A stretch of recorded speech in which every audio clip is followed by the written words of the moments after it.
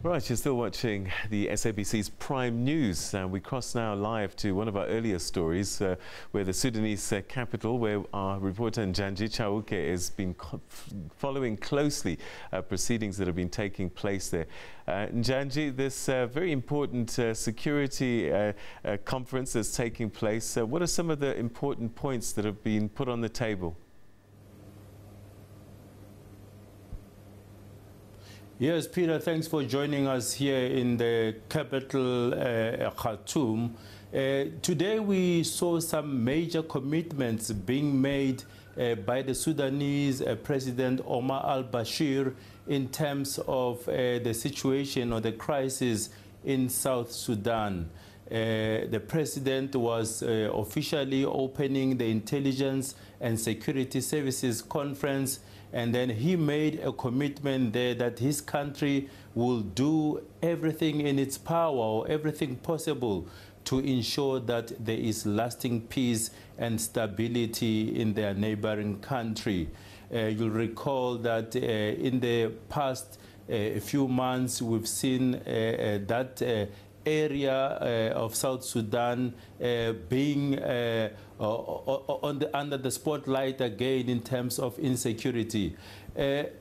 President Omar al-Bashir saying that the question of South Sudan is a matter of national security, because if there isn't lasting peace and stability in that country, it will obviously impact on their country as well. In the past few months, we've seen a number of refugees that have been flocking to Sudan.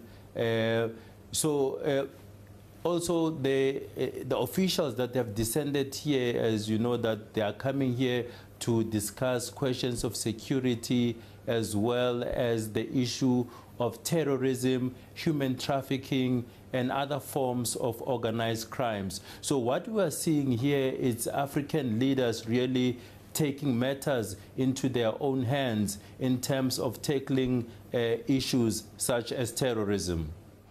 Njanji, it's a great gesture by Sudan to say that they're going to help South Sudan to deal with its issues. One wonders, though, if it's possible at all to do anything, because these two nations have been enemies for many, many years before.